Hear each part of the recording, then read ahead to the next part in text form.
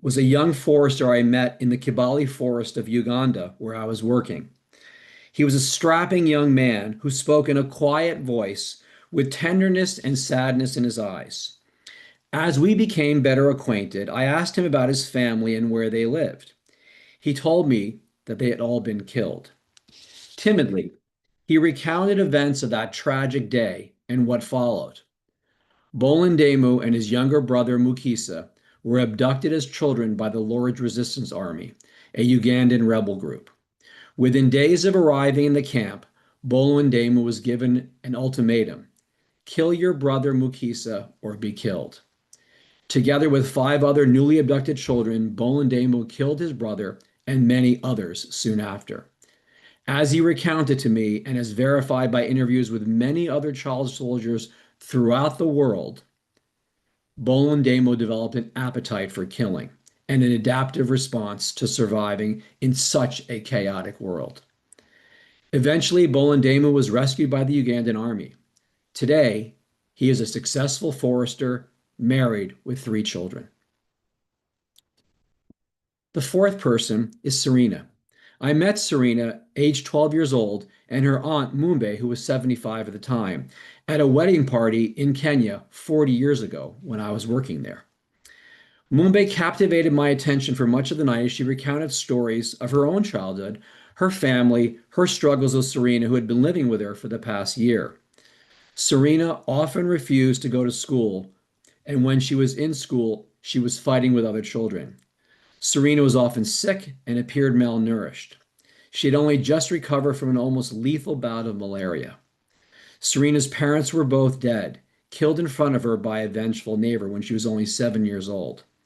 Before they were killed, she was often beaten by her drunken father, who also beat her, mother, and her siblings. Her father was also in and out of jail. Aunt Mumbe didn't have much to offer Serena. She was a widow, poor, frail, and fighting to make it through the 1983-84 drought. In just 12 years of life on Earth, Serena had accumulated a number of adverse childhood experiences: incarcerated parent, parental loss, domestic violence, physical abuse, emotional abuse, social neglect, physical neglect, displacement, community violence, disease, and poverty. I don't know where Serena is today. I share these four stories with you to bring to life individuals, people, real people that I've personally experienced, along with hundreds of others, and those that I'm sure many of you today have experienced in your own lives, including perhaps yourselves. So the journey I want to take you on today starts here. And that's a question about the past. What happened to me? What I will illustrate in this section is the importance of understanding the history of childhood trauma, because that history will ultimately sculpt what people are today. So the first section is going to talk about what happened to me, the past. From that section, we'll move on to what's happening to me, because what I will share with you today is all the different ways in which adverse childhood experiences can lead to scarring of the body and brain, the trauma, and that is what's happening to me now in the present. From that section about the present, we'll turn to the third part: what can I do? And that's looking to the future.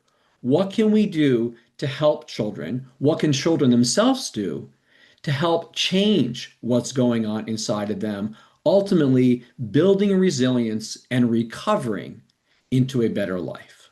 Okay, so three stages: the past, the present, and the future. Let's start here with the past. I want to begin today's section on the past by sharing with you a fascinating story about how the general idea of childhood adversity was uncovered. And it was uncovered by this gentleman here named Dr. Vincent Felitti. Felitti was an American preventative medicine doctor working in Southern California. And in particular, he was working with a population of severely obese, morbidly obese individuals. The clinic had about 100 different individuals that he was working with, and he had developed a method to take them down from, in some cases, 400 to 500 pounds, and over the course of a year, bring them down to about 130, 150 pounds. So a radical, and relatively quick reduction in this very large sized individual. He had developed this technique very well and had many successes.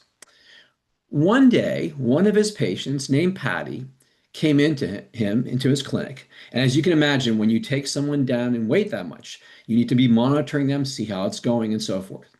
Patty, who had gotten down to about 130 pounds, had started to gain weight back. And so Felitti brought her into his office and said, "Hey, Patty, how are things going?" She goes, "Well, I mean, okay, but I'm doing something which it sounds strange, but I think I'm night eating in my sleep or something." He says, "Well, it's possible." He says, "Well, what do you really mean?" She goes, "Well, I live by myself. I go to bed, and when I wake up in the morning and go down to the kitchen, there are pots and pans and dishes everywhere. So I must be waking up in my sleep and going downstairs and eating." He goes, "Well, that's, it's possible. Anything else going on?" She says, "Well, yeah, I've started this kind of romantic relationship with a much older gentleman in my company." He goes, "Well, how do you feel about it?" She says, "Well, I actually don't feel very good about it." "Why not?" asked Felitti. She says, "Well, because this man, it reminds me of having been raped as a child by my grandfather." So Felitti pauses because he had never not only heard of something like this in his clinic, but he had never bothered to ask individuals about their childhood experiences. So for the first time, he hears something about childhood with an adult and starts to think to himself, could this be something affecting all of my clients? So he begins to ask all of the clients in this clinic for people who are obese about their childhood. And what he uncovers is that 80% had been sexually abused. 80%. He prepares this result and finding for a conference of doctors working on eating disorders. Okay, so these are specialists in the field, professionals, medically trained professionals whose expertise are eating disorders. He presents the results of his findings, and he is literally laughed off the stage by the doctors. They say, "Come on, Felitti. I mean, these people are just making up excuses, right? It has nothing to do with their childhood." So he's feeling very defeated.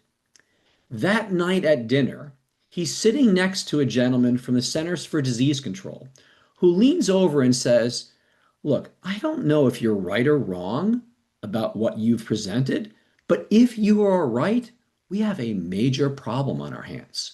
What you need to do is do a much more in-depth study with not just your population, but many other people, and not just focus on sexual abuse, but maybe other kinds of adversity." So Felitti comes back. He connects with another gentleman from the CDC, Dr. Robert Anda, and together they put together a questionnaire. And that questionnaire was focused on what they called adverse childhood experiences, or ACEs, as the acronym stands for. And there were three broad categories of adverse childhood experiences. The first category was abuse. Were you subjected to physical abuse, sexual abuse, or emotional abuse? The second cluster or category was neglect. Were you physically neglected? Were you emotionally neglected? And then the third category or cluster was what they called household dysfunction. Did you have a parent or caregiver who was using substances, using drugs, alcohol? Were your parents divorced? Did any parent or caregiver have a mental illness, some kind of mental health problem, depression, anxiety, schizophrenia? Were one of your parents or caretakers incarcerated for some period of time? And was there domestic violence, typically mother treated violently? So they developed this questionnaire and they asked individuals whether they had any of these. As you can see here, there are 10 different items: physical, sexual, emotional abuse, physical, emotional neglect, and then this 5 of the household dysfunction. They asked you, before the age of 18, did you or not have any of these? If you did, you put a value of 1 down. If you didn't, you put a 0 down. So the maximum score of ACEs could be 10, and the minimum would be 0. He administered this questionnaire to approximately 17,000 individuals who were coming in and taking the services of a large hospital network.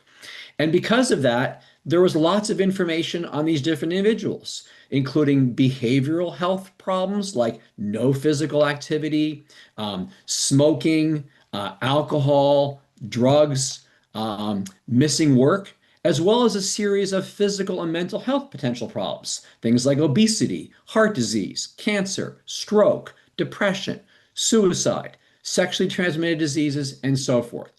So for every individual who was normally coming into this hospital for whatever kind of treatment, they would have potential health care outcomes of each individual, as well as their answers to that ACEs questionnaire. Okay, so here is what they found and reported in 1998. The biggest finding was a correlation or a relationship between ACEs and health risk. Individuals that had 0 ACEs had far fewer health risks than those with more ACEs. In other words, as the number of ACEs increased, so too did the health risks. What do I mean by health risks? Here was the report. They observed that individuals with higher ACE scores, 4 and above, have between a 160 to 1,120% increase in cancer, drug abuse, suicide, depression. These were some of the most shocking results ever published in a medical journal. It sent a shockwave through the medical community. And of course, as in any good scientific result, the question soon became, was this something particular about the population that Felitti had observed? 17,000 individuals, mostly middle class, coming from Southern California. Was there something particular about this population? So the next step was that within the United States, people began to administer the ACEs questionnaire across the United States. In other words, who has ACEs? And what was found in the United States was that independent of race, wealth, education, gender, or politics, ACEs were prevalent within the United States. It was being seen everywhere. There was nothing particular about this Southern California population. ACEs were seen throughout the United States. Now, just imagine that healthcare alarm bell is going off dramatically. Now, this is not to say that there weren't pockets of individuals that might have more or less ACEs. And I want to share with you now a short little video segment of work that was conducted in a maximum security prison in California. These are people who are in prison, most likely for life, maximum security, high levels of violence.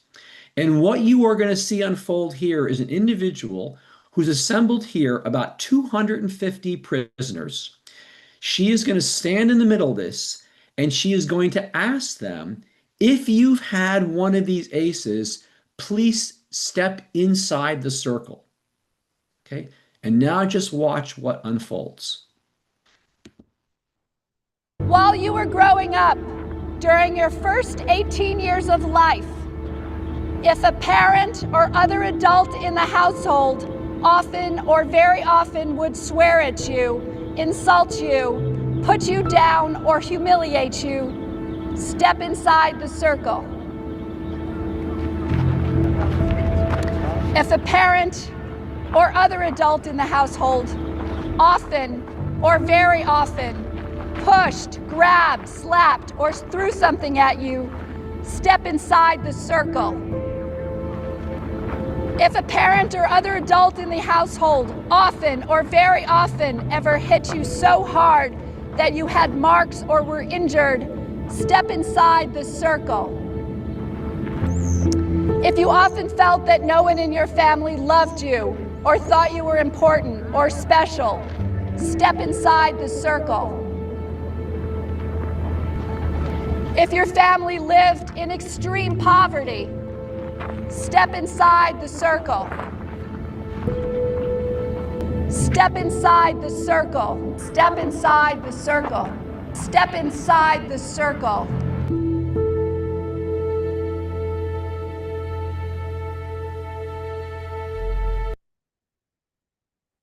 So this very powerful video just illustrates that, of course, you're going to find pockets of populations with people with a massive accumulation of ACEs.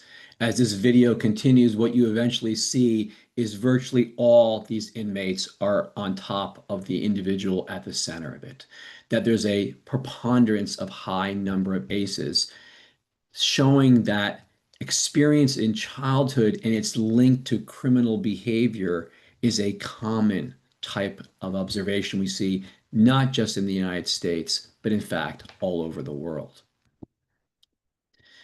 So then the question became, well, is there something particular about the United States? And very quickly, the World Health Organization created a version of the ACEs questionnaire and started disseminating it all over the world. And what was found was that the different forms of adverse childhood experience are absolutely global. In fact, the World Health Organization estimates that 1 billion children each year are maltreated across the globe. 1 billion. That is an extraordinary number.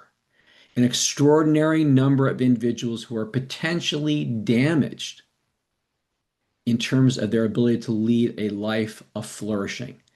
Not only is that burden of cost to the individual there magnificently, absolutely in large numbers, but it imposes a massive financial burden on nations. It is estimated that these adverse childhood experiences leads to a global economic burden of $14 trillion per year. We have lives being ruined because of childhood maltreatment and economies being ruined because of it. There's got to be something better. So what I want to share with you now is that that was 1998, the beginning of that study, and the thinking around adverse childhood experiences has grown. And it's grown in very important ways that shapes ultimately the hopeful part of today, which is what can we do to help? The first is it raises the question, well, what is adversity? And if you'll recall from the list of adverse childhood experiences that were part of that original questionnaire, all of them had to do with things that happen within the family. Physical abuse, emotional neglect, mental health of a parent. But there are many types of adversity that happen outside of the family environment. Things like being discriminated at in school or within your community, poverty, war. Many types of adversity go well beyond that original set. And if we're going to think about what may impact a child, we need to think about the world or the landscape of adversity. Secondly, Felitti and his team define childhood as birth to the age of 18. But what we also know is that in utero, when a mother is pregnant, her mental state, her well-being can potentially directly affect that developing fetus. And so the stress of a mother is going to create potential adversity for the developing fetus before that child is born. And we also know that after the age of 18, in fact, up to the age of about 25, perhaps one of the most important parts of our brain, the frontal area, which is involved in decision making, attention, short term memory, continues to grow. So 18 is not the end of development of our bodies and brains. It continues. And yet, that ACEs questionnaire asked about what happens before the age of 18. Third, adverse childhood experience, right? But what's an experience? Some adverse experiences are short lived and some are very long lived. A child living with an abusive father or mother or both may be living that for their entire childhood. Whereas a child who experienced a parent going into incarceration, that may be relatively short lived. Okay, so how long did that experience last? The length of that may be directly relevant to the impact or trauma experienced. And then, fourth, the adverse childhood experiences was and has continued to be used as a screening device to think about the individual, and yet the questionnaire was designed as an assessment for populations. And so we must be very, very careful that just understanding the number of ACEs is not a predictor of that individual's outcomes. And that brings me to this next slide. Remember, importantly, the acronym is Adverse Childhood Experiences. The survey picks out the experience, not the response to those experiences. So let me give you another piece of vocabulary. Some children or some individuals will respond to the adverse childhood experiences with trauma, specifically meaning a scarring of the body and brain.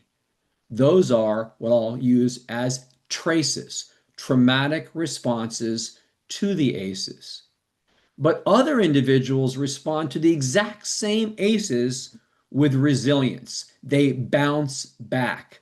They show RACEs, a resilient response to the ACEs. We want to understand both. The key part here is just understanding the experiences doesn't tell us what the response is going to be. So we need to see the response. Okay. So what I've done for you now is giving you a little bit of history about the understanding and discovery of ACEs. I told you that we need to extend beyond that original set to include a variety of adversities, the landscape, that may impact children's development. And we need to understand both traumatic responses and resilient responses because that's going to ultimately shape how we can intervene and help children recover.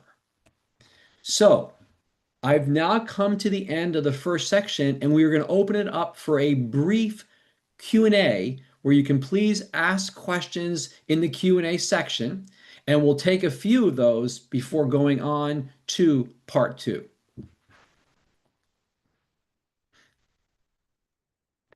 Good evening, everyone. I'm Dr. Stacy Njani, and I will be moderating the Q&A session. So Dr. Hauser has taken us through quite an interesting introduction.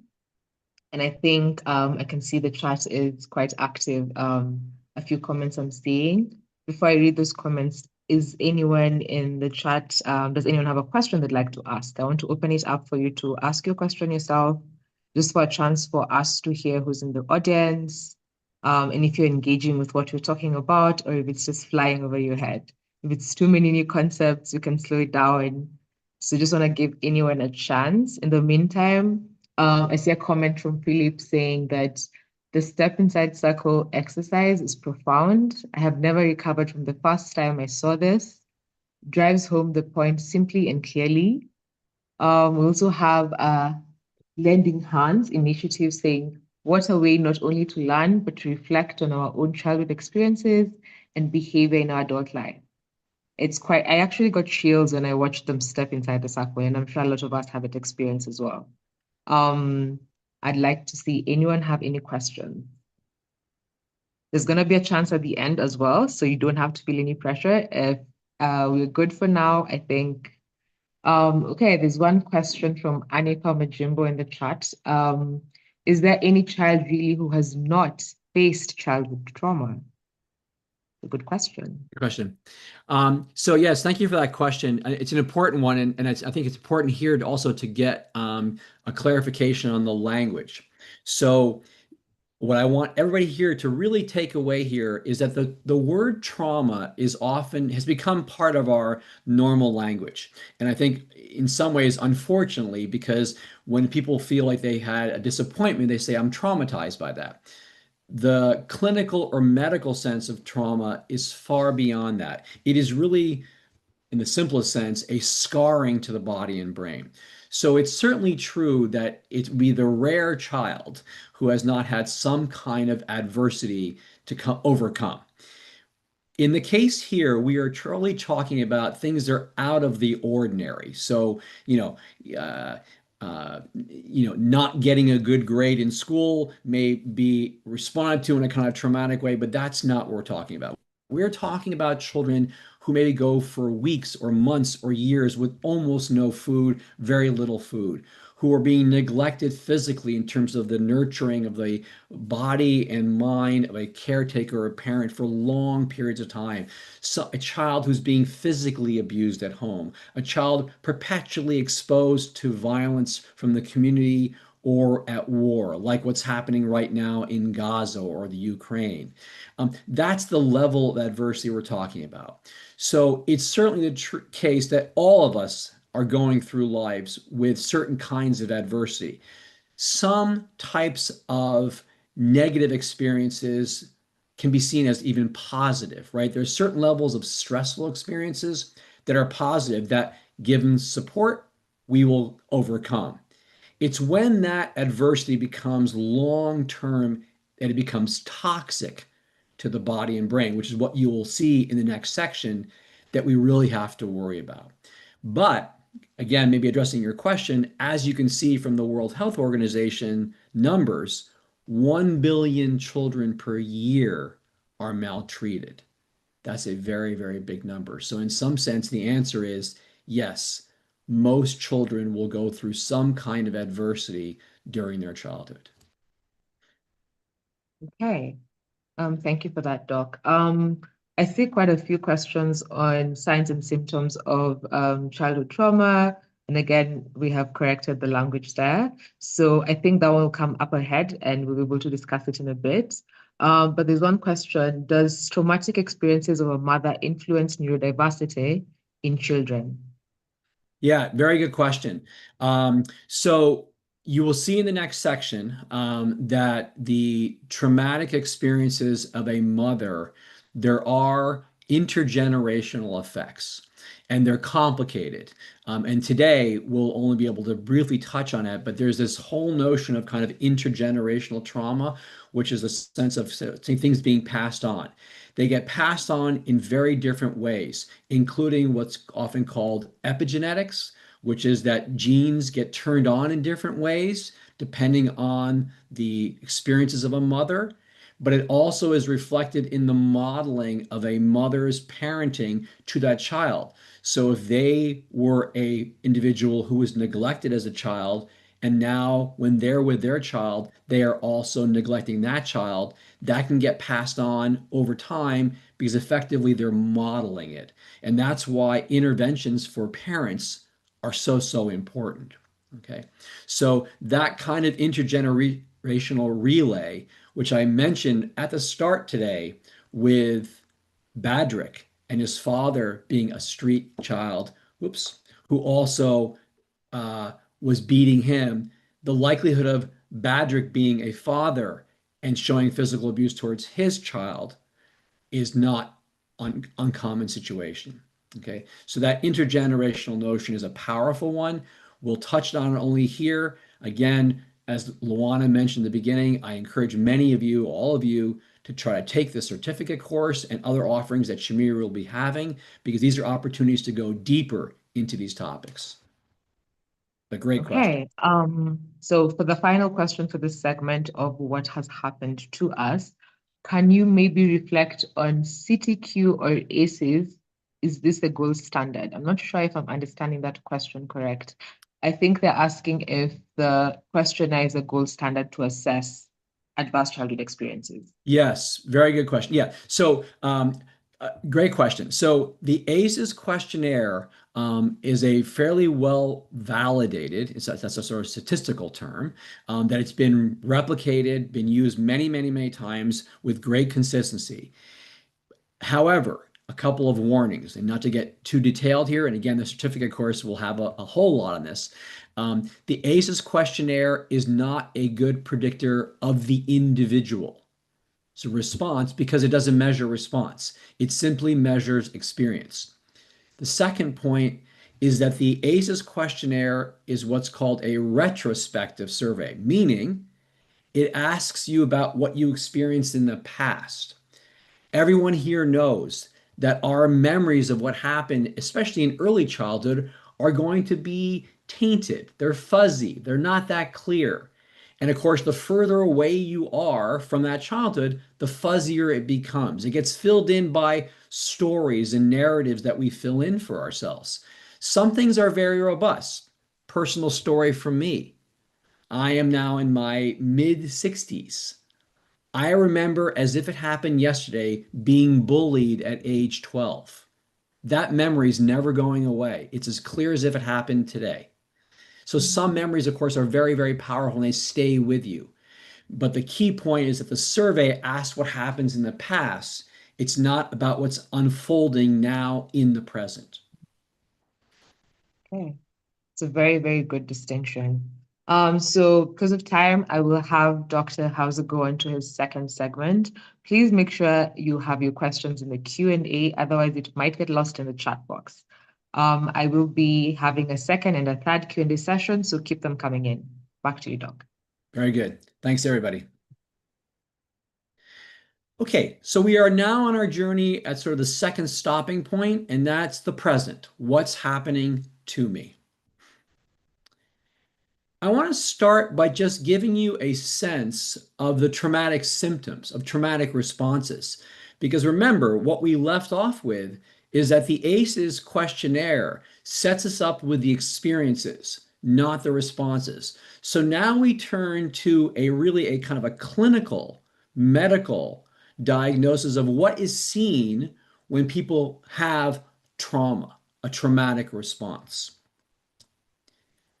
One common symptom is what's often referred to as hyperarousal. In other words, the emotional system is kind of really, really high and intense, and everything is shown on your sleeves, right? So you're hyper aroused, hyper elevated.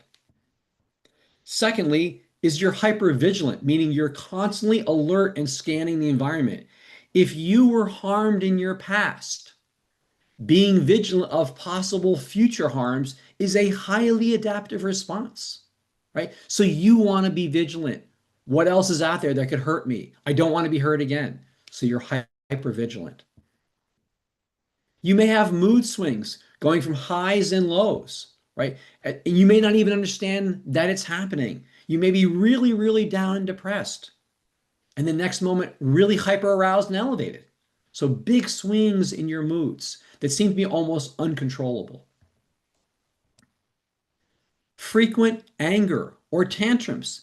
Because you're hyper aroused, everything's on the surface. So you're going to respond often angrily. Why are you doing that? And they can be small things, right? Small problems can lead to big reactions. Again, think about little children where the emotions are big and dominating. A traumatic response can lead to those kind of tantrums even in adulthood. Intrusive imagery. All of a sudden you're doing something, you may be at work, right? You may be in school, in college, and all of a sudden some intrusive image will come in about that experience and it invades your thoughts and completely takes your attention away. Nightmares, sleeplessness, A very, very common response to traumatic experiences is that you sleep poorly. You're constantly being woken up by nightmares of visually striking things linked to that traumatic experience. Dissociation. In other words, your sense of who you are is no longer there. And you're going to deny things. This is not me. Who is me? Well, who am I? So that feeling that we often have of being connected to our identities gets pulled apart, separated, diffused. It becomes very fuzzy to even think about who I am. Panic attacks linked to some of these other pieces, like hyperarousal and these mood states. Just panic, very anxious, and maybe not even know what the source of that anxiety is, but all of a sudden we're sweating. Our palms are wet, right? We're looking around and we're just panicked about the situation. And we don't even know where it comes from. And that brings back these intrusive images, right? Things are coming in that we're not even aware of. And now we have a panic attack. Inability to love or form social relationships. We're pulling into ourselves, not wanting to be with others, maybe even because of the awareness that we flip out at things. We get angry, right? So we don't have that feeling we can even have a relationship with other people. So we have an inability or a perception that we don't have the ability to love. Anxiety and depression, common clinical responses.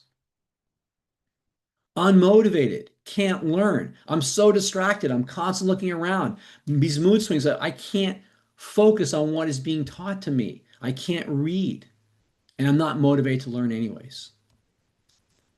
And then large moral emotions, shame, low self-worth.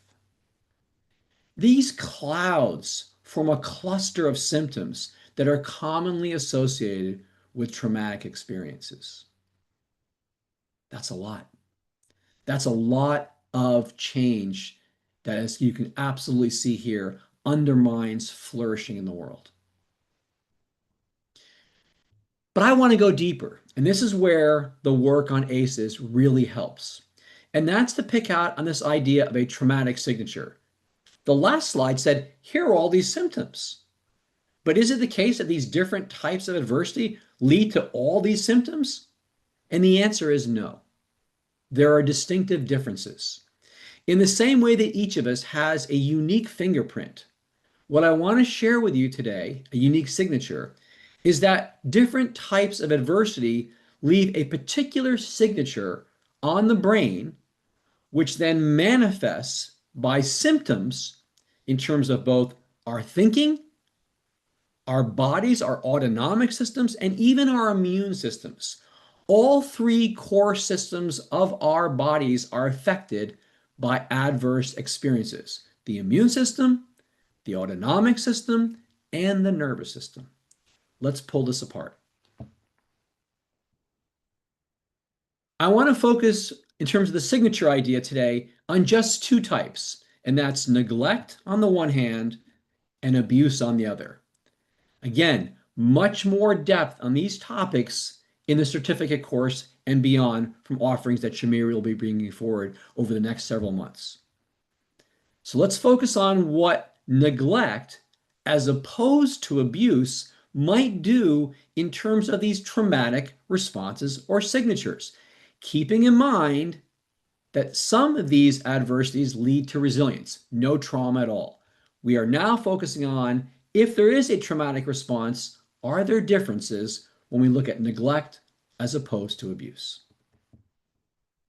Let's focus on neglect.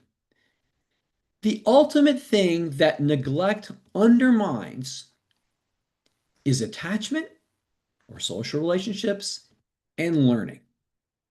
And the reason for that is that when you look at the developing baby's brain, this area in yellow, the frontal area, the frontal lobe of the brain, is the area that critically develops quickly within the first few years of life if it has the experiences that are expected and needed by any developing child, no matter whether they're born in Kenya or Japan or the United States or China. Every developing human child needs experience if this area is going to develop and if attachment and learning are going to be successful. One way to think about that parent-child interaction is in the form of a tennis match. Baby serves up a need, and the parent responds by returning whatever that need is. The baby's sitting on the ground, reaches her or his hands up to be picked up, and parent picks them up. Baby cries because she's hungry, and the mother nurtures her and feeds her. Baby cries because maybe they're in pain, and the father picks up and cuddles him or her. Okay? Serve and return. It's timely and it's meeting that child's needs. Now, that doesn't mean that every serve a child puts up should be returned. Some serves, just like in tennis, are out of bounds. If a 2-year-old asks dad, "Can you get me a smartphone?" I hope all dads say no, right? That's out of bounds, okay? But in general, when core needs are being served up and they're being responded to in a timely way, that builds not only deep attachment, but the capacity to learn and be curious. A highly attached child has the self-worth and confidence to crawl away from a parent and explore the world and learn more. A child that has been neglected feels that the world is unsafe and will cling to and stay by that parent. Okay? Needless to say, something different might happen if they're being abused. But here we're talking about neglect, when those serves are just not returned, or they're returned in such an untimely way that the connection for that child is not being made. Let me also say, coming back to an earlier point I made a few slides back, that it's not just what happens from birth on. There's a vulnerability that can arise because of a mom's mental state, her well-being, her stress level, which directly impacts the developing fetus. In a very recently published study coming out of the United States, they found significant declines in maternal mental health, as well as a small but noticeable decrease in physical health.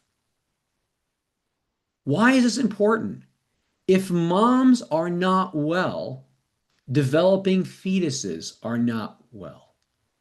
What we have learned is that the stress of the mother directly impacts negatively the developing fetus.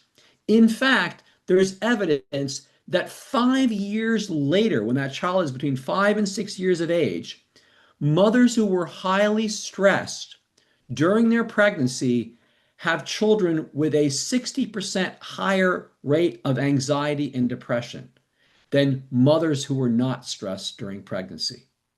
Even if everything that happened from birth to the age of 5 was good, and the mom and the dad were in good condition, if she was stressed during pregnancy only, that child's mental well-being is affected at the age of 5. Okay, so we need to consider the entire situation here from early fetal development to those first few critical and vulnerable periods of life that neglect, including that intrauterine environment, will have a negative effect on that developing child. So 2 important things are affected by neglect: attachment and learning. What about abuse? Abuse directly affects attention and emotional regulation. A child that has been abused physically, sexually, or emotionally is on high alert. The world feels completely unsafe. How does this work? The first is that if you're in a fear state, the world feeling unsafe, one of your responses might be to flee. Just get out of there, right? Any sign of danger, anything that seems to be triggering of you, of what happened to you may cause you to run away from things. It also might cause you to fight. Remember, I mentioned Badrick, right? He was triggered by that abuse, so he just fought everything.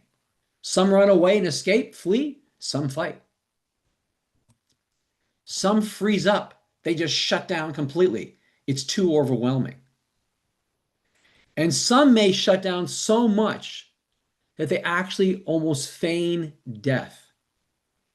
I want to mention this one in particular here because a common response to someone who's being sexually abused and raped is to go dead.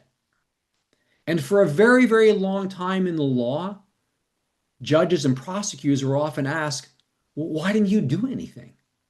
As if that was a criticism of them. And yet a common response to prey of all species is that when they're overwhelmed by a large predator, the system shuts down. That is an adaptive response. And it is now becoming part of law to recognize that and not to be critical of a non-response, to be supportive of it as a victim. But these are 4 different types of response to threat: flee, fight, freeze, and feign. They're all driven by a system that is emotionally dysregulated with attention on high alert. So for children who have been abused, the world is unsafe. And the signature of that is fear. Fear is a dominant emotion that is driving these children. And shame. They feel they are the victim, that they are in some ways to blame because they are bad. This is obviously much more common in the case of sexual abuse, but these children feel shame. They feel that they're the ones who are damaged, and that's why they're being abused, being made fun of, belittled, discriminated against, beaten, or sexually abused. They're the ones who feel shame, but they are the victims in this case. So we have 2 very, very different signatures that we see when we think about the nature of adverse childhood experiences. In particular, when a child has been neglected, what we see as a signature is difficult problems of attachment, relationships, and grave difficulties of learning. This is critical, as we will learn a little bit in the next section, because children who have been neglected struggle in school. That frontal lobe system, which is the engine for learning, attention, short-term memory, self-regulation, those are compromised, showing great delays in what these children can do. A child that has been abused, on the other hand, is on high alert. Their feeling is of unsafety. Their attentions are taken away.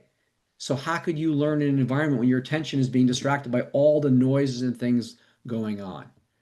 And they're emotionally dysregulated. They're going to act out in school. They may be aggressive. They may run away. Very different signatures. That is a critical message for today because it's not just a trauma response, but different traumatic signatures. Ultimately, these traumatic signatures guide what we can do as a community to help children recover. So let me now pause here after this second section and open it up again to a round of questions.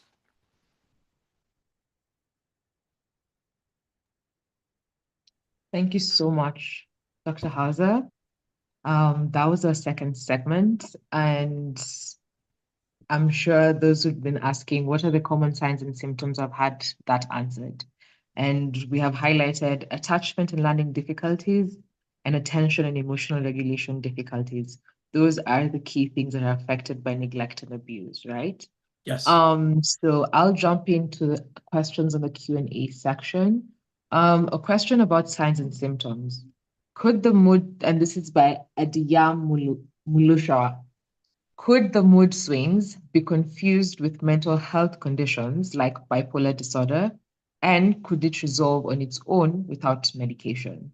So I guess the question here is, when Are you witnessing trauma as a response? And when are we dealing with a mental health condition? Yeah, yeah, excellent question. So there's two parts to your question. One is when you see things like mood swings, how do you distinguish between a clinical disorder, something like bipolar, which may be due to things other than a traumatic experience or experiences, and the second is treatment with or without medication. So let me just take the first part. Um, it's absolutely critical that one not assume that because one sees, for example, attachment issues or learning issues or attentional issues or emotional dysregulation issues, that the cause is necessarily a history of experiences that are traumatic. Absolutely critical. Attentional issues, mood swing issues, attachment issues can come from things other than trauma. So if we're going to understand the cause, that's where, in part, things like the Adverse Childhood Experiences Survey, but many other things are necessary. So, for example, in some cases, we'll have police or court records that a child has been neglected. It's reported to the relevant government officials. So we have actual evidence, not just from a survey, but we have actual evidence of abuse or neglect or both or other. Okay. So that's important because at the surface level of response, things may look the same, but the underlying cause can be very, very different, right? We know a lot now, for example, that you can be born with an attentional deficit that has nothing to do with trauma, right? In the same way that you can be born with learning disabilities that have nothing to do with trauma.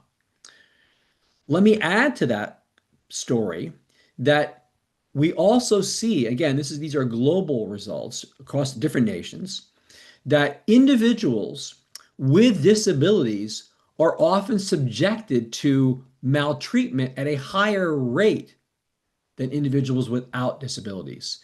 In other words, there are many, many reports showing that children, autistic children, children with different kinds of learning disabilities are often maltreated much more than those without disabilities. Okay, so first point is just from the symptoms, you cannot infer what the underlying cause is. Absolutely critical. Second is the treatment part. Okay. Certainly it is the case, and this is from my own experience working with children like this, that in some cases, medicine seems to be at some level perhaps necessary to bring that child into a level of functioning that can then be subjected to other methods of healing. Okay. That is certainly not always the case. There are often many other routes to healing individuals that have nothing to do with the actual drugs or medication themselves.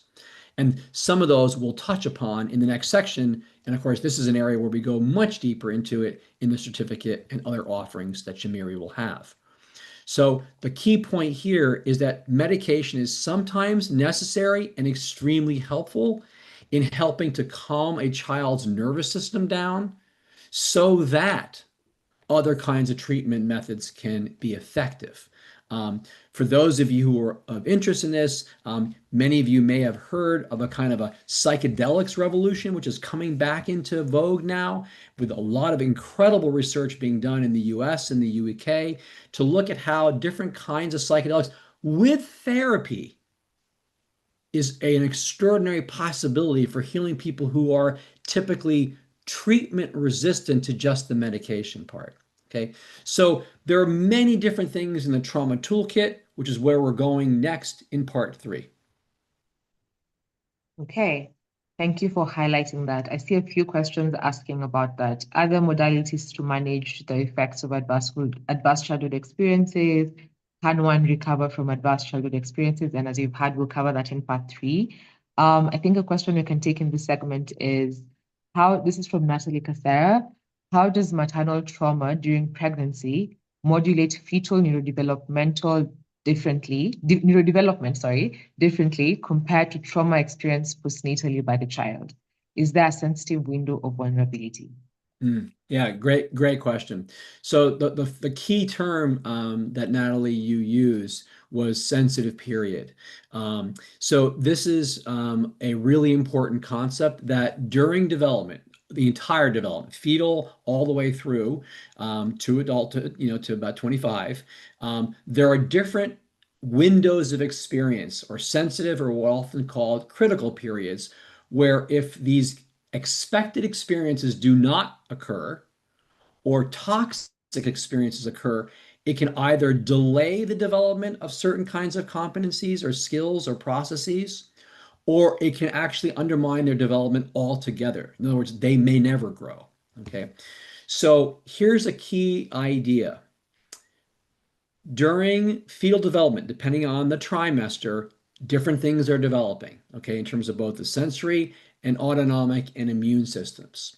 So again, depending on the stress of the mother, that stress physiology, specifically hormones like cortisol, which is a key stress hormone, can change how those components are developing. Remember, in field development, you're not only getting the nervous system, but you're also getting the sensory systems developing. You're getting the motor systems developing. And all of those have different windows where certain experiences need to occur for those things to develop on time.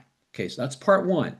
Now the child is born, and as I mentioned, those first few years of life, experiences are critical for the development of that frontal lobe and its connection to other parts of the brain. So let me give you an example. If that child undergoes extreme stress during those first few years of life, let's say birth to the age of 3, the connection between the frontal area and a key emotional hub or center of the brain called the amygdala, that connection may be poorly developed. But that's the area that takes the emotion and says, hey, calm that down a little bit, too strong, right? I got to think through this. If that connection is not being formed, then the emotions are going to drive the story. And now is when you see that big emotional dysregulation. Okay. So the key point to answer your question, again, we're really talking in general terms here rather than the specifics, which we'll go into much more in these other course offerings, is that these windows of opportunity, sensitive and critical periods, are linked to different things that are developing over the course of childhood, from the conception period all the way until about the age of 25. And so to understand those windows, we need to understand what's developing, which we do understand, which experiences that child not get, or which toxic experiences, and how long do they last, because that's going to tell us potentially what's happening at a symptom level. Thank you so much. I think the final question that's related to the last two segments would be, I'm curious to know whether ACEs cover bereavement and grief-related trauma, and if so, what are the behavioral responses among children and how might it be expressed in adulthood?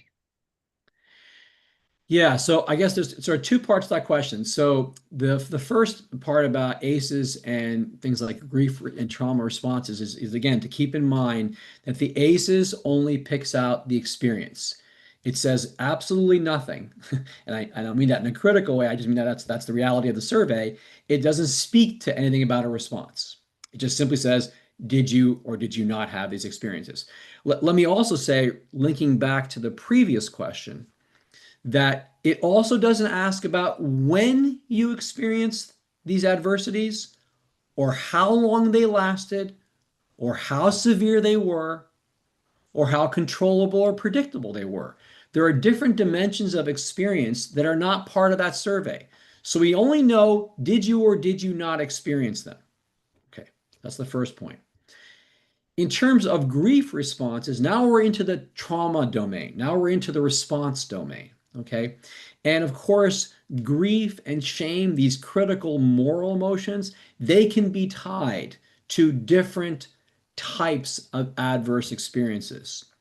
Shame is one of the most common moral emotional responses to sexual abuse. Okay. It is by far one of the most dominant emotions we see. Okay. So that's important to know. This idea of signatures, right? You typically do not see shame, or it's much less common, let's say, for emotional abuse, and you don't see shame coming from neglect. Okay.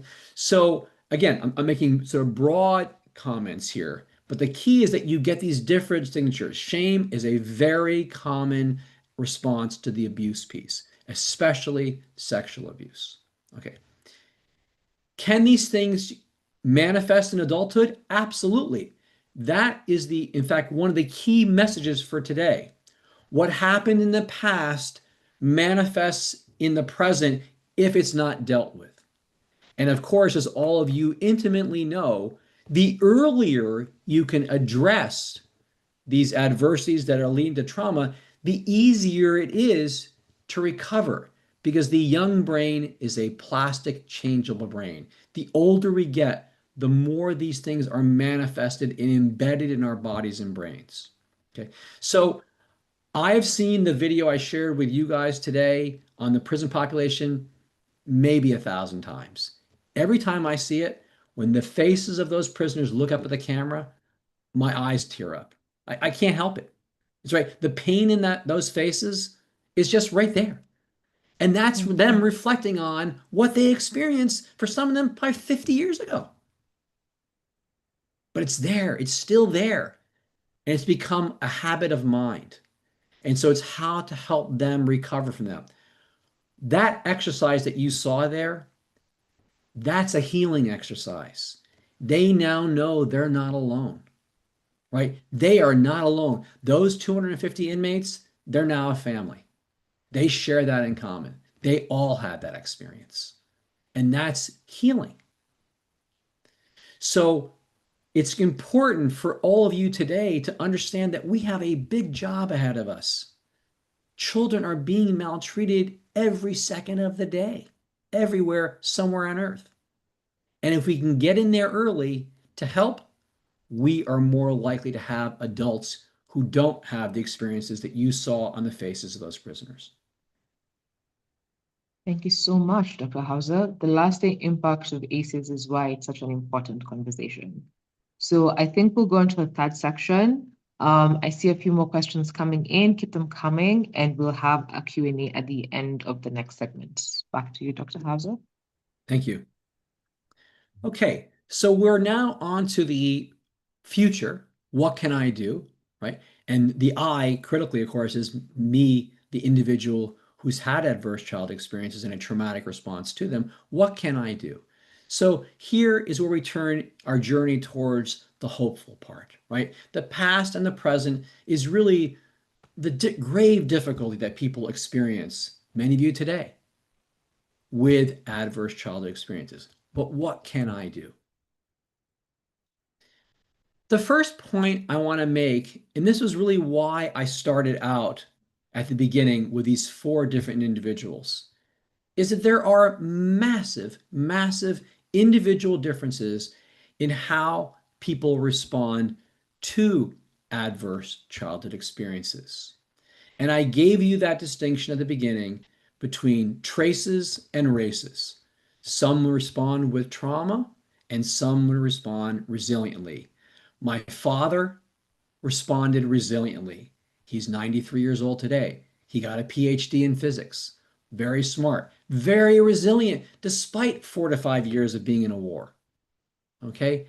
Badrick, not so well, right? Did not do so well. He's in a lockup facility. Okay. Will he eventually maybe recover? I hope. The school did a lot for him. Serena, I've lost touch with. Bolandemu, the forester, recovered after a life of being abducted and done the things he's done. He's calm. He's gentle. He has a family. He's got a good job. Okay. Massive individual differences here. And we need to understand the cause of these individual differences. The first thing I want to start with is that what one sees at the surface may hide what's going on beneath the surface. And I wanted to start with an example of an individual who some of you may know, but her story captures this idea of deceptive appearances. This is a picture of the singer-songwriter Sinead O'Connor from Ireland. And if you look at her here, this is her as a young adult, sparkling eyes, kind of a live face, looks in very, very good health. Okay. This was her as a young artist, already fairly famous by the age of 2021. Okay. But this is what she wrote in her memoir. Child abuse is an identity crisis, and fame is an identity crisis. So I went straight from one identity crisis to another. What was she referring to? Throughout her entire childhood, her mother abused her, often to the point where she left home, she ran away, she would go out on the streets, she left. And yet, when you look at this face, it wouldn't tell that story. She recounted, of course, in her memoirs. And of course, she died recently. So, what you see at the surface of somebody may not tell the story. And here's why that's so important. We know now from a great deal of scientific evidence that different types of adverse childhood experiences can leave a distinctive and negative scar to our immune systems, compromising us and leading to all those health risks that I mentioned at the beginning. Cancer, right? Compromises to the immune system are what compromises in terms of aggressive cells like cancerous ones. If your immune system is compromised, right, that may not necessarily show up right away at the surface, but the cancer is underneath it. Okay? So we need to understand that these adverse childhood experiences, depending on how long they last, their timing, their severity, can completely compromise our immune, our autonomic, and our nervous systems, even if at the surface we don't see it. It begs the question for us to be trauma sensitive when we engage with children. What do I mean by that? We need to understand that for many children who are living with traumatic experiences, what they want is safety. Is this environment safe? Do I feel safe here? If I don't, what's going to happen? Those alarm bells are going to go off if I've been someone who's abused, right? Or if I think I'll never get food anywhere. Now all of a sudden, I'm going to be in an adaptive survival mode. I've got to find something. How am I going to do that if I feel things are unsafe? Secondly, help me trust you. A child that has been abused or neglected doesn't trust anybody. Why should they? If my parents, who I should expect, my biology builds me to expect my parents and caretakers to take care of me, if I've been neglected, why should I trust anyone else? If I can't trust you, who can I trust? Help me trust you. Third, show me empathy and compassion. Understand my perspective, right? What is empathy ultimately? It's me putting myself in your shoes. I can't help you if I don't really understand what it's like to be you. So it's not just being compassionate and comforting, it's putting myself in your shoes, trying to understand what's going on with you so that I can help you. And it's understand my body. Look at what's happening to my body. One of the things that adverse childhood experiences will do, it will detach us from our sense of our bodies. We may not be aware that all of a sudden our fists are tight, or that our palms are sweaty, or that my eyes are darting around. We have lost our somatic or body awareness. So help me understand my body so that I can work on it as well. And understand what I can learn. Remember, neglect is going to undermine that learning possibility. My ability to hear you, process your words, attend to you, those core systems in the frontal lobe have been compromised. So understand what I can learn so that when you speak to me, I can learn about it.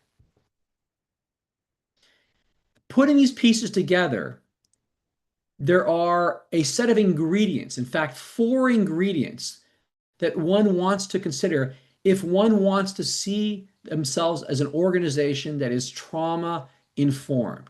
They go by the 4 R's because the 4 ingredients all start with the letter R. A trauma informed organization, and here I'm using the word organization in the broadest sense of that word, a school, a nursery, a bank, a sports organization, right? A business organization, a bank, whatever it is, any organization. If you are trauma informed, you have these 4 R's in place. The first is to realize that traumatic experiences are common.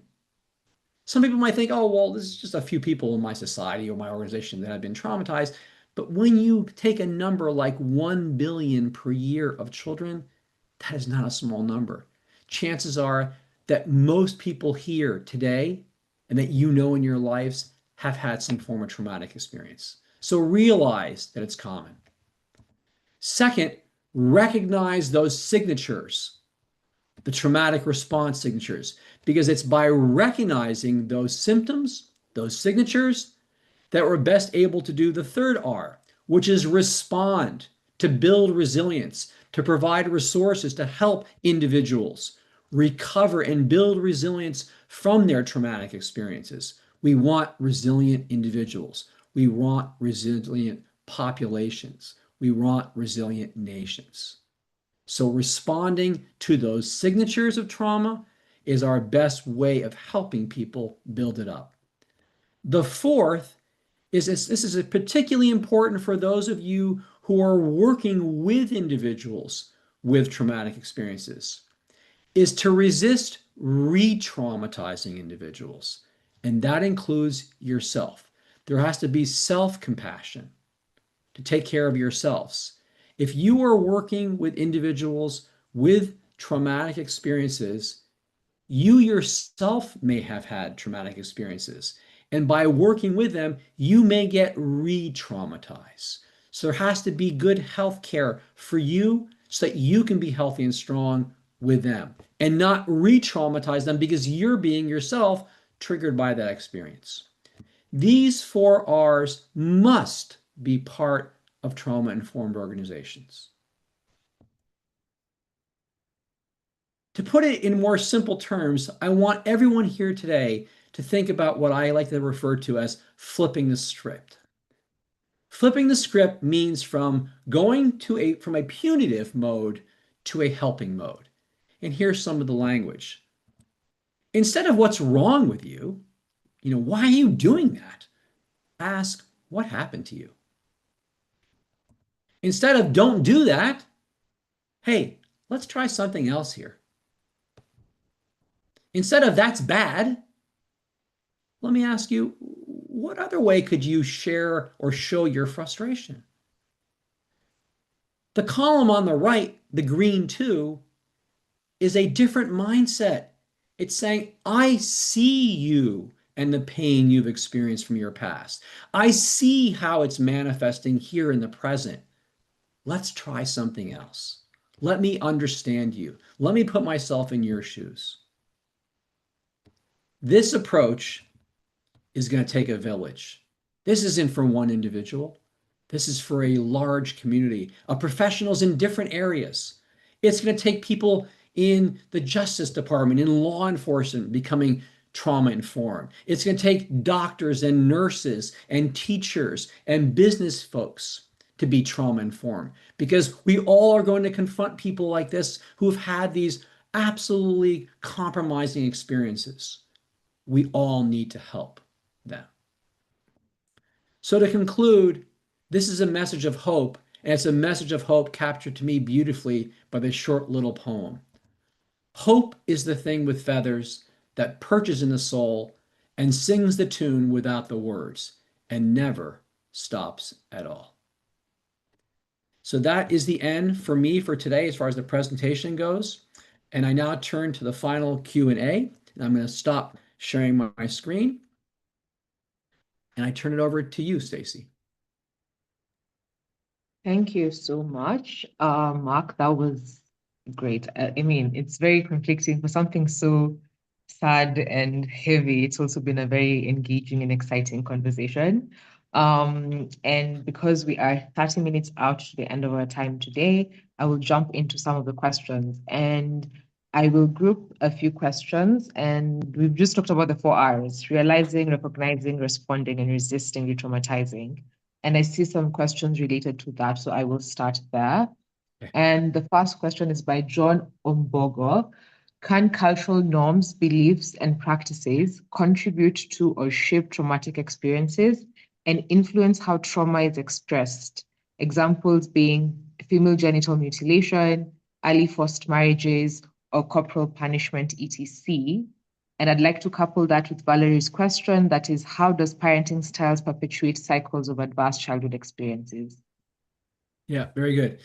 Um, so there's absolutely no doubt that cultural norms, of course, can perpetuate what many of the topics that we've talked about today.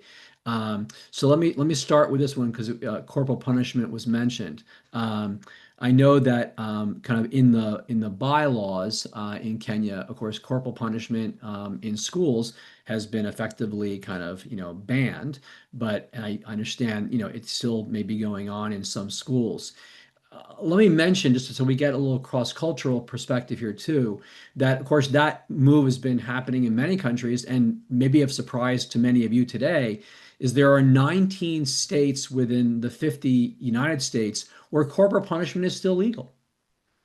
Now, that to me is a shocking comment because that is something that is not familiar to most people. In fact, when I mention this to children that I work with in Massachusetts schools, my state where it is banned, they're often shocked, right? So the fact that corporal punishment is still going on is, of course, a not only a cultural norm, but it's also a legal norm. And so there have to be things that have to be done to change. Let me add on to this that part of the challenge with change, and this goes back to the ACEs questionnaire, also very relevantly, is that recall that in the adverse childhood experiences, it asks you the question, were you physically abused, hit, kicked, hurt so hard that, it caused an injury? That's the question. If you grew up in a culture where corporal punishment was possible, physical abuse would never be scored as yes. Okay. So your sense of what counts, quote unquote, as physical abuse is going to change as a function of your cultural upbringing. That's as important for the neglect piece. Okay. That what counts as neglect, what are the norms and expectations? And those will change too. Let me give you another kind of personal story where the same kind of lens is important. When my oldest daughter had her children, from the age of about 1, they were put into a daycare. And I thought, as a parent, when I had my 2 children, I was home taking care of them. And I thought, well, if you have kids, your job is to take care of them, not somebody else. And so I thought, this is not right. But of course, no, what's changed is the norms have changed such that daycares in the United States, and of course, it's different when you've got communities of family and villages and so forth that can help share the burden or the task. It's different.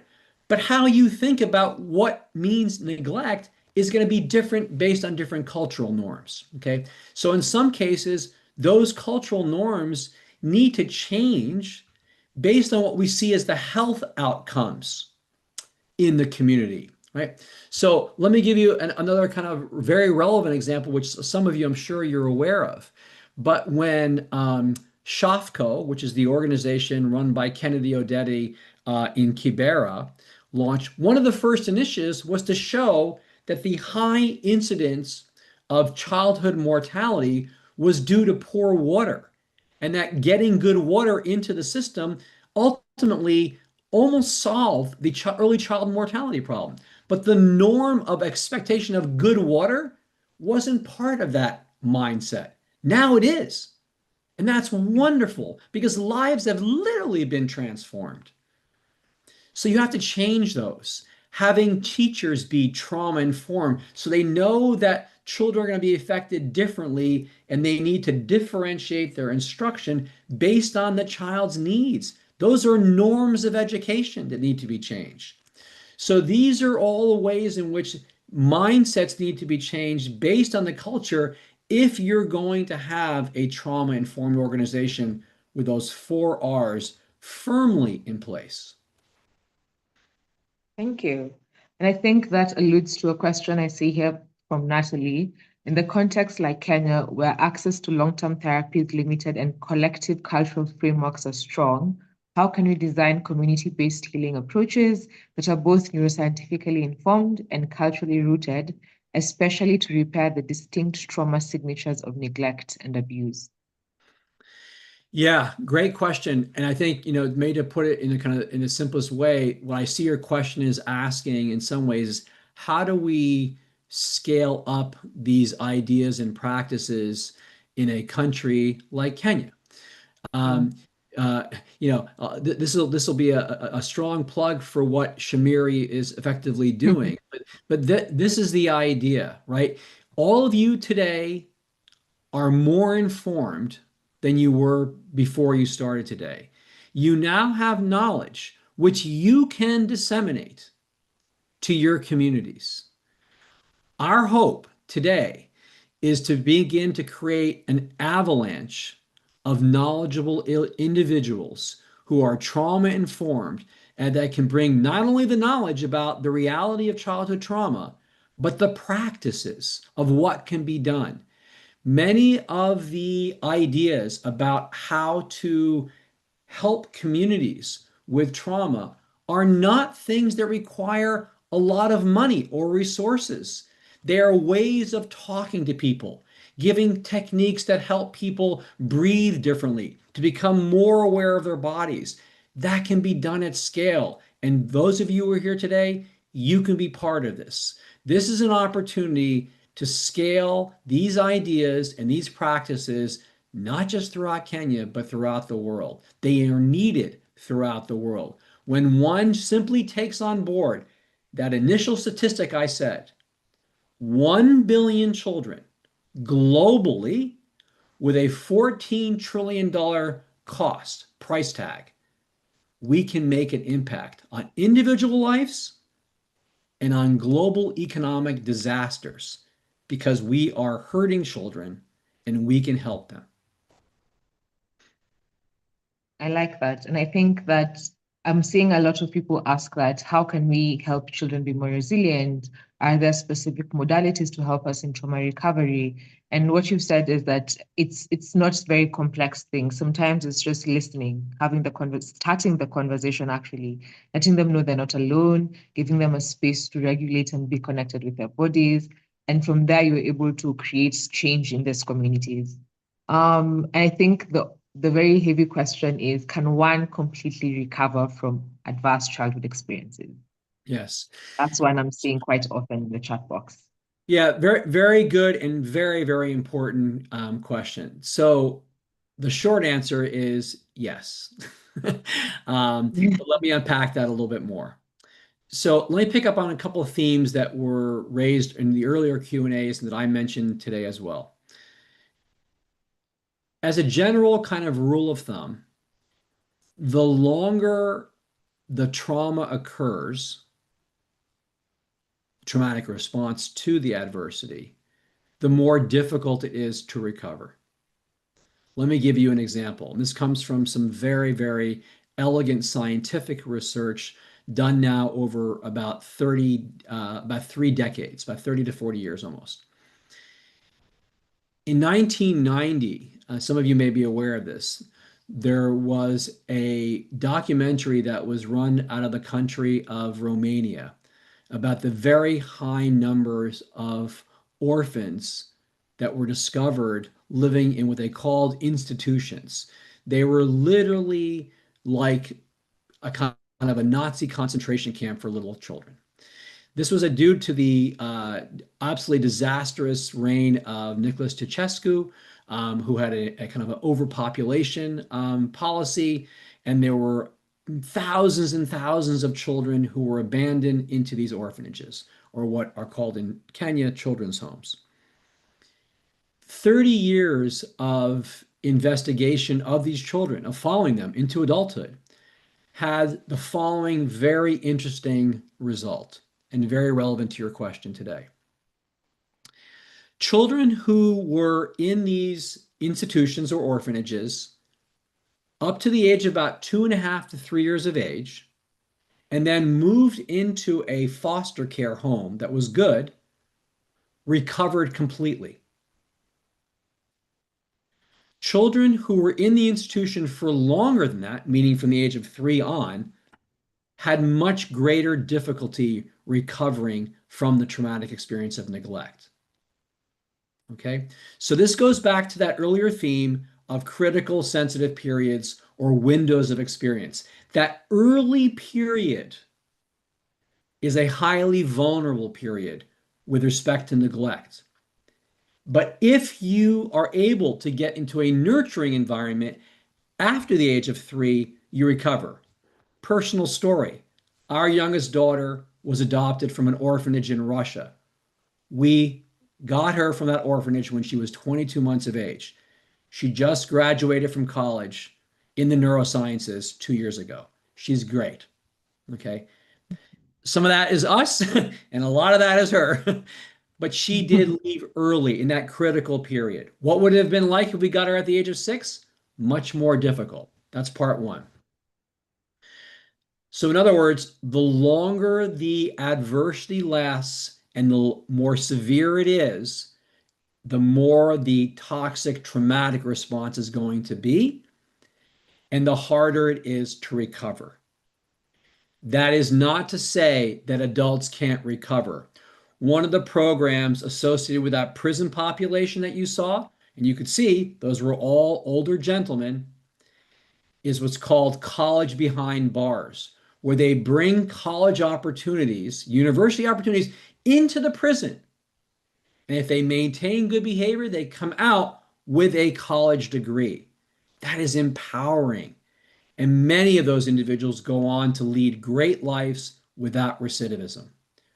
One of the initiatives that I'm going to be embarking on soon within Kenya is to work with children in the juvenile detention centers, because they're the ones who are at a critical stage.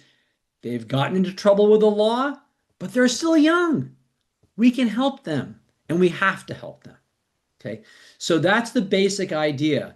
This arc of development, right? The earlier it happens, the more damaging it can be, but the earlier you intervene, the more likely the success.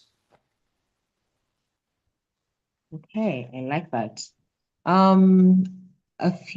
We have probably 10 minutes left, so I will be summarizing the questions to maybe last 2 questions. And any questions not answered, we will find a way to answer them and get them to everyone.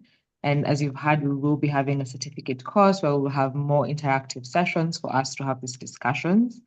There's a question from Wangoi that's how can we address ACEs within our families in a situations where you have left the family home but left your siblings behind? How can we support the siblings who are still going through very different forms of abuse from their caregivers?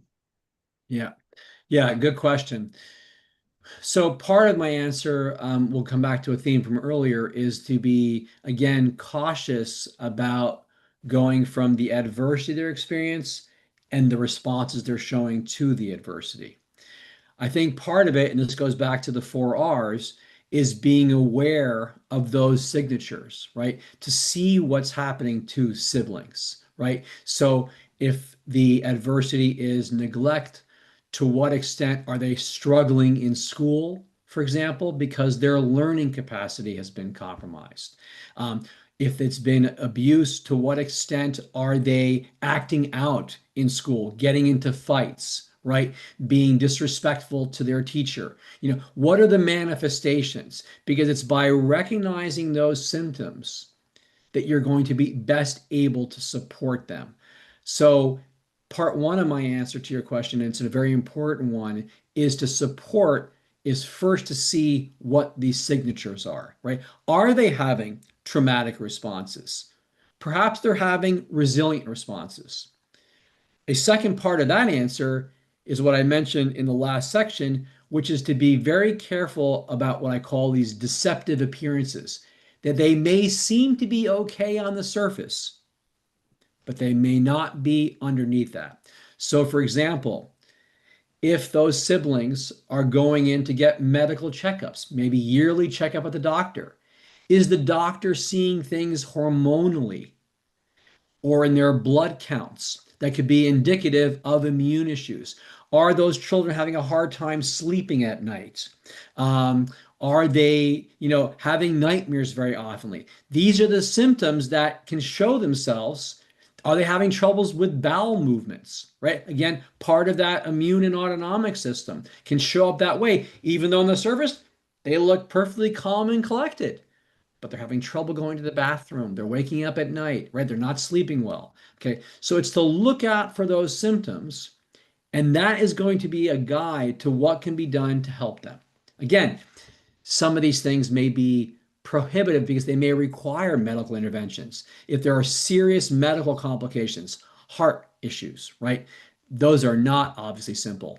So when I spoke earlier on about many of these approaches don't require a lot of heavy economic resources, that doesn't mean that some of them don't. Okay. But it's going to depend on what the symptoms are that you're seeing. But again, to be cautious that sometimes what you see at the surface is not indicative of what's happening beneath the surface.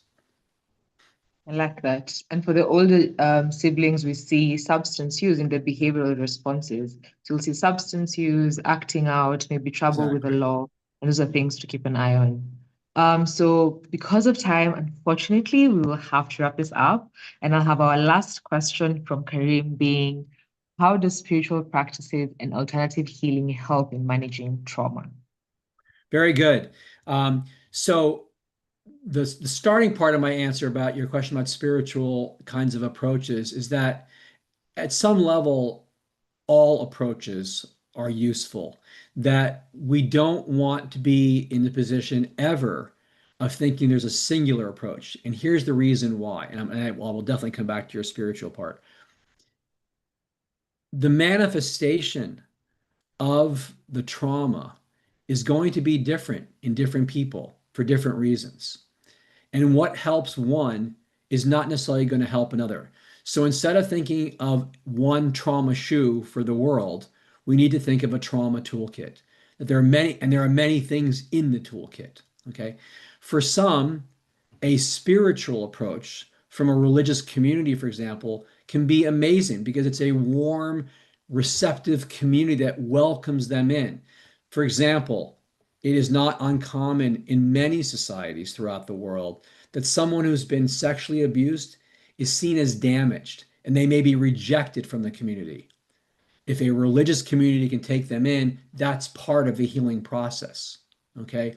A child like Bolan Demu, who was a child soldier and therefore by definition was a murderer. He killed people as part of his childhood.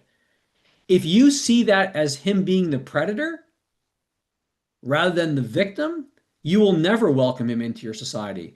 So his society in Uganda recognized that he was abducted as a child. That's not on him, that's on society. We need to welcome this guy back into our community so that he can heal. And spiritual communities, religious communities can be part of that journey, right? Again, religious communities need to have the 4 R's. They may recognize that trauma is experienced, realize that trauma is experienced, but they may not recognize the signatures of them.